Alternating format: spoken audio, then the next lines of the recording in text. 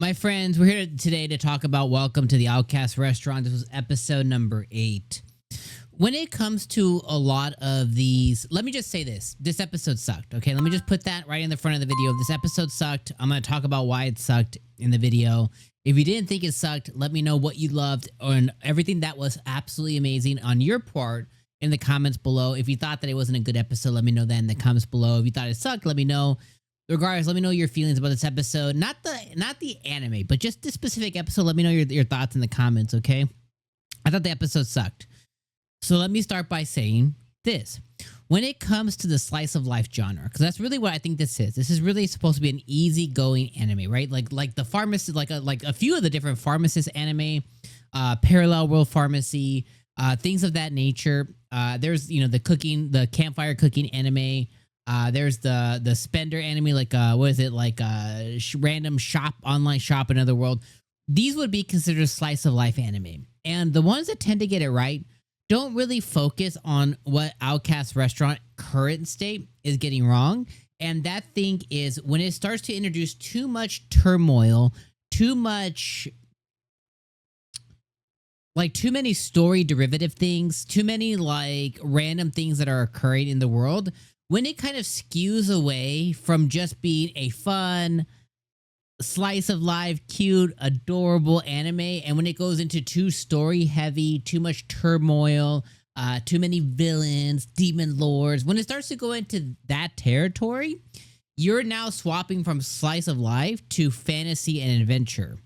And you can't really, and I gotta be real, you can't really do both. Typically, it's you either are a really good slice of life anime, or you're a really good fantasy adventure anime, or you're mediocre because you're trying to do all of it. And that's where this episode to me sucked. So first point is we waste about 75% of the episode because Dennis and the girls are going to go and, have the day to themselves. They're going to go celebrate, getting a new job, getting a new party, what's to come in their future, right? So Dennis gathers, or I should say Henrietta gathers, Dennis and Vivia, which everyone told me Vivia was a girl, and I believed you guys in the community in the comments section. I have even been saying that Vivia is a girl because originally I was like, oh, that's just a young man. It's a young boy. And I thought, you guys are all like, no, Vivia is a girl. This episode showed us, no, it is in fact a boy, which totally fine. Just a very feminine, lengthy, skinny boy. Totally cool. Makes sense. He takes a bath with Dennis or whatever. But Henrietta, gathers Dennis and Atelier and Vivia and the other girl that I can never remember what her name is. What is her name, by the way?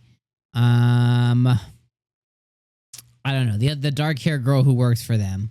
I don't remember what her name is. But they gather all of them and they go to the baths and then they celebrate with barbecue, and the fun merchant guy shows up to have Atelier make him eat, make Atelier feed him, and he gets off on it, and he shows up with maids and some meat, and very cutesy, very demure, right? Very cutesy stuff. Boring but cute and adorable. I would still put that in the slice of life, category. Very fun. And then they come back, and basically some hoo-hoos have lit Dennis's restaurant on fire because he's made enemies, and they're like, fuck you, Dennis.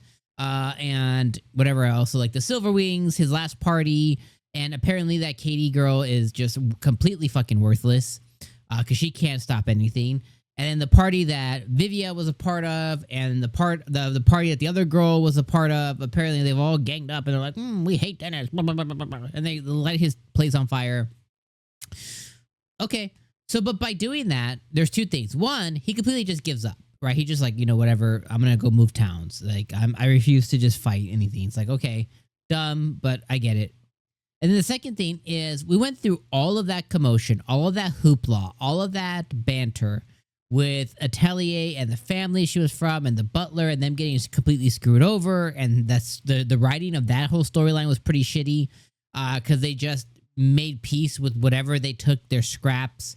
And then it ended up that she got actually gifted all of the knowledge of her family over centuries and centuries, and all those books and all those learnings and all those sorcery things and magic. They were housing it here, and now it's just all burned away. So basically, all of what they put us through is just taken away. Not only taken away from Dennis as a character, because he's distraught about his restaurant, but then also taken away from us because we literally wasted our time on this fucking storyline for them just to say, look, we're gonna burn it, because they felt like it, just to create more turmoil and more opposition to Dennis. But at the end of the day, my biggest problem is we're 8 episodes in. We only have 4 episodes. How much resolution? How much cape wearing could Dennis do? Is he gonna come across whatever? We have 4 episodes. We have like maybe best case 80 minutes, 70, 80 minutes of content left. And that sounds like a lot in the movie world, but in the anime world, things can move effing slow. And we're probably not going to get absolutely anything, but they're going to introduce all of these things to us as things that need to be solved, problems that need to be quelled, but we're not going to get any of it. And the reason I'm confident in saying that is because 95% of all anime, we just don't get that resolution when they start introducing stuff too late. I still think Outcast Restaurant is one of the gems of the season, okay? I still think it's a good anime, right? If we're going to go on my anime list, I'm going to go put a score on it, 6.7, 6.8, maybe 7. But this episode, I would score a 6, okay? And some episodes, I would score a 9. So I think it's somewhere in the ballpark of like 6.5 to 7-ish, range. And I say my anime list because that's a user-scored platform, right? You go into my anime list, all users go in, they're like 10, 10, 10, some are like 1. So it's varied, but it's like Steam and stuff like that. It's user based. Anyways, let me just say this episode frustrated me. I didn't think it was very good. And I just think that when slice of life anime begin to step out of its genre, right? And you could say this is a gourmet anime, you could say it's a food anime. Regardless, I would say this is a slice of life food show. But then if we were just to say, oh, it's just a food show, they kind of do a shitty job at the food stuff, right? As opposed to like the campfire cooking anime where like the food is the main attraction, right? They spend a lot of time showing us how he's cooking, what he's cooking, give us really like sensual cutscenes of the food. They don't do that here. So I would say it's more slice of life. Anyways, you guys can tell I'm frustrated with the episode. I thought it sucked. Let me know what you guys thought in the comments. I'll see you guys next week. Love y'all. One love. Peace out.